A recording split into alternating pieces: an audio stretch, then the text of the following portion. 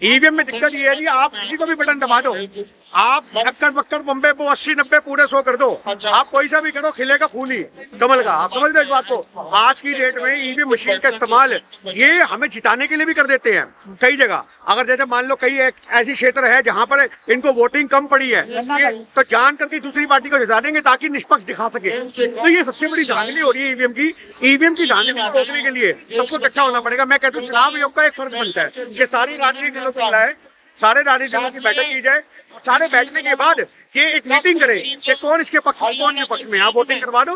चुनाव आयोग अगर इतना ही जानकार है, इतना निष्पक्ष है, चुनाव आयोग चाहता है कि भैया चुनाव जो है निष्पक्ष होने चाहिए, तो आप सारे राजनीतिक दलों के जो उच्च अधिकारी उनको बैठाओ, सारे सीनियर लीडरों को बैठा करके आप वोटिंग करवा दो। अगर 150 आदमी बैठा है उसके पक्ष में वोटिंग जाएगी, ईवीएम बैन है या ईवीएम रहेगी, अपने आप साथ हो जाएगा। देखिए आज ईवीएम हाथ में है, 400 के बाद 600 में ले आएंगे। जब मोदी जी ये कह देते हैं कि भैया 600 करोड़ मतदाता, तो आप ये समझ जाओ ना कि वो 600 करोड़ मतदाता देश में है ही नहीं, तो ये कैसे कह रहे हैं? तो आज 400 पार छोड़ो, ये तो कह देंगे कि 600 में 8 सीटें हमें आएंगी।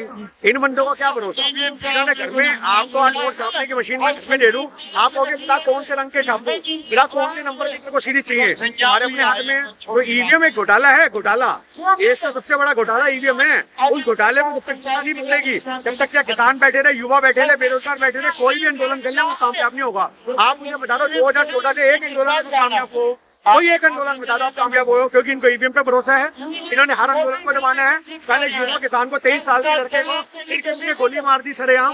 अब बताओ ये तानाशाही नहीं तो क्या है? अरे गाड़ियों की गाड़ियां बदल देते हैं, अगर 2-4 पेटी बदली भी जाएंगी तो चुनाव का परिणाम नहीं आ जाएगा। आप समझ रहे, लोकसभा में 2-4 पेटी में 200-400-500 वोट होते हैं, एक आधी सीट पर प्रभाव डालेंगे। पर ईवीएम तो ऐसी है कि मशीन तो भाई पता नहीं कितने इनकी जीतें। सरकार की नीयत के अंदर ईवीएम मशीन पे कब्जा हो चुका है। पहले इन्होंने लोकतंत्र को खत्म किया, उसके बाद जब कहते थे कि 2014 में जब मोदी सरकार आई थी तो हमें लगता था कि लोकतंत्र खतरे में है। 2019 में ऐसा लगने लगा कि लोकतंत्र अपनी आखिरी सांस से गिन रहा है, और अब 2024 में अगर इनको मौका दे दिया तो ये लोकतंत्र का गला खोल देंगे, उसको दफन कर देंगे। तो हमें लोकतंत्र को दफन नहीं होने देना। जो हजारों की तादाद में लोग इकट्ठा हुए हैं, सबका एक ही मकसद है कि ईवीएम को बैन करो। और आज की डेट में अगर ईवीएम बैन होगी तब निष्पक्ष चुनाव हो सकेंगे, और अगर भाजपा बैन होगी तो भाईचारा बच सकेगा। आज की डेट में मैं कहता हूँ चुनाव आयोग हो, ईडी हो, सीबीआई हो, इन सबके ऊपर भाजपा की तानाशाही का असर है। आज इन लोगों को गुलाम बना दिया गया है। आप यही सोच सकते हैं, आप सर्कस का आपने शेर देखा है? सर्कस का शेर क्या होता है? अब हम शेर को देखते हुए डर जाते हैं, और जो रिंग मास्टर होता है वो गोल गोल घुमाता है। तो इसी प्रकार चुनाव आयोग को गोल गोल घुमाने वाली और कोई संस्था नहीं है, वो भाजपा है। आज की डेट में भाजपा से खाली चुनाव आयोग कोई खतरा नहीं है। हमारे देश के न्यायालयों को, कोर्ट कचहरी को हर फैसले इनके पक्ष में आते हैं जिसके लिए चाहते हैं। तो आज की डेट में ईवीएम बैन होगी, सरकारें बदलेंगी तो देश का माहौल बदलेगा। वरना अगर यही चलता रहा तो वो दिन दूर नहीं है कि चुनाव होने ही बंद हो जाएंगे। आपको कहते हो ईवीएम हाथ में है भैया, अल्लाह दिन का चिराग आपके हाथ में होगा तो आप भी मांग लोगे। नहीं मानता सभी बातों को, चुनाव होता है ईवीएम। अगर पारदर्शी होता है तो आप बैलेट पेपर से करा दो, पारदर्शिता हमारे सामने आ जाएगी। मैं आपको दिखा दूंगा बैलेट पेपर के बाद की गाड़ियां जो इनकी होंगी, पेटियां ले लेके भाग रहे होंगे भाजपा वाले बदलने के लिए। इनकी नीयत तो खराब ही है ना साहब। आज काम कर रही है बीजेपी काम कर रही है, बिल्कुल कर रही है। अडानी के लिए कर रही है, अंबानी के लिए कर रही है, देश में नफरत फैलाने के लिए कर रही है, रोजगार के लिए नहीं कर रही, भाईचारे के लिए नहीं कर रही, देश की संस्थाओं को मजबूत करने के लिए नहीं कर रही। देश की रीढ़ की हड्डी तोड़ने की सरकार ने, आप उनसे क्या उम्मीद करोगे? देश की रीढ़ की हड्डी होती किसान। आज जब किसान सड़कों पर बैठा हुआ है तो आज देश में बचा क्या? ये चाहते हैं कि किसान फांसियां लगाए, फंडों पे झूले, इनके आगे भीख मांगे, हमारा कर्जा माफ कर दो, तो इनको लगेगा वो देश का किसान है। अगर देश का किसान शान से पगड़ी पहन के ट्रैक्टर पे बैठ जाएगा तो वो इनको खाली नहीं नजर आएगा। आज मुद्दा यहाँ पर यही है भाई साहब, जिसके हाथ में कलम होती है वो कुछ भी लिख सकता है, और इनके हाथ में, सरकार के हाथ में बंदूक भी है, पावर भी है, ईवीएम भी है, और कुछ अंधभक्तों की टोली भी है। मोदी की गारंटी चल रही है। गारंटी नहीं है, देश बर्बाद की गारंटी है। वो यही कह रहे हैं एक मौका और दो, मैं आपको देश को जमीन में दफना के दिखा दूंगा। आज की डेट में गड्ढे खोद रखे हैं जगह जगह। आज उन गड्ढों को भरने का काम अगर कोई कर रहा है तो हम जैसे लोग कर रहे हैं। इनका बस चले तो गड्ढे में उतारते पूरे भारत को। आप समझ रहे हैं? ये तो मुमकिन है। जैसे छठ पूजा होती है ना, लोग अपनी खुशी से पानी में जाते हैं, ये लोगों को जबरदस्ती धक्का देते हैं गड्ढों के अंदर। आप समझ रहे इस बात को? मंदिर बना दिया अयोध्या में, रामलला आ गए हैं। देखिए रामलला के आने से आपको खबर बता दूं, अयोध्या की 6 दिन पहले की खबर है। बच्ची के साथ 4 लोगों ने बलात्कार करा है। और आज सुनो, बरेली हाईवे पे पट्टी के सामने बच्ची को बेहोश करा, उसके बेटे के सामने 4 बंदों ने गैंगरेप किया। ये राम राज्य है? या बहन बेटियां सरेआम रोंदी जा रही हैं। अयोध्या की खबर बता रहा हूँ, 6 साल की बच्ची खेतों में रगड़ दी गई। आप कह रहे हो कि ये राम मंदिर बन के तो उससे सब कुछ रुक जाएगा। 500 साल का इंतजार खत्म कर दिया मोदी जी ने। 500 साल का इंतजार, आप जुल्म खत्म करो तो खत्म होगा।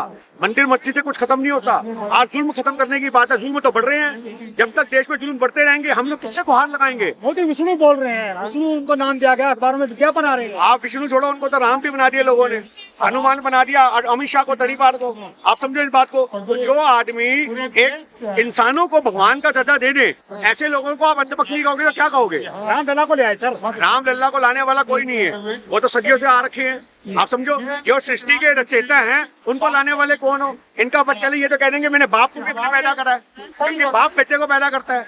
इनके कदमों में क्या विचार करोगे आप? ये तो कह देंगे बाप नहीं है मेरा बेटा, मैंने इसको पैदा किया है। चंडीगढ़ वाले मानो किसको देखते सर आप? चंडीगढ़ में मेयर वाला जो हाँ तो बोले तो सारा सामने आ गए कोर्ट के फैसले। आज इससे पता लग गया कि ये ईवीएम चोरी करते हैं, ये चुनाव चोरी करते हैं, ये लोगों में अपना हथकंडा अपनाते हैं, ये पावर का इस्तेमाल करते हैं। आज की डेट में, आज रात में आपकी टिकट कटवाने ये वो नेता है। आप समझ रहे इस बात को कि आपको इलेक्शन न लड़ने दें, ये वो नेता है। ये कनपट्टी पे बंदूक रख के आपको बोलते घर बैठ जाए तो चुनाव में प्रचार करने नहीं जाएगा। अभी कांग्रेसियों के खाते सील कर दिए थे। आप बताओ। लेकिन सर बैलेट पेपर गड़बड़ होती है, वो वोट कैंसिल करते जाते थे, तो मेयर का चुनाव में हुआ है चंडीगढ़ में, क्या गारंटी उसमें गड़बड़ी नहीं होगी? बैलेट पेपर देखिए, गड़बड़ी तो हर किसी में हो सकती है, मैं आपको कह रहा हूँ। नियत में गड़बड़ी होगी, सब में गड़बड़ी होगी, पर फिर भी इतना ज्यादा धांधली नहीं होंगी। देश में पहली बार वोटों की गिनती सुप्रीम कोर्ट में हुई है, ये बड़ा मामला है। देखिए, सबसे बड़ी बात यह है कि हमें सुप्रीम कोर्ट का सम्मान है, पर जब जज के ऊपर भी, कलम के ऊपर भी एक पहरा होगा ना बंदूक का, तब हमें डर लगता है। जज लोहिया भी जज थे। आप समझ रहे इस बात को? देश के अंदर जजों को भी अपनी जान का खतरा हो, आखिरी जब उनके दिन होते हैं उसमें फैसले वो देते हैं, ताकि भैया मैं निकल जाऊंगा राज्यसभा सांसद, बाद में जो मर्जी करते रहो। आप कोई सा फैसला, ज्ञान वापसी का फैसला है, वो भी उसका आखिरी दिन था, जज का आखिरी दिन था ज्ञान वापसी के मामले में भी। तो आप इससे समझ जाओ जजों की भी हवा ऐसी होती है। देखिए, कहाँ से करेगा जी डर है। मैं आपको क्या कहना चाह रहा हूँ, सरकार से ड्रग्स पंगा कौन लेगा? आप शेर के बाड़े में जा करके उसके पीछे मार नहीं कर सकते। आप दूर से जाकर उसे कह सकते हो तू खतरनाक है, तू खतरनाक है, और ये शेर खतरनाक है, ये शेर पागल है, पर जब शेर सामने खड़ा होगा तो आप कुछ नहीं कर सकते। तो आज की डेट में इनका प्रशासन जो है वो सबको डरा के रखने का काम कर रहा है। चंदा बंद करते सर, पार्टियों का 3 सीटों का सब चंदा मिलना था।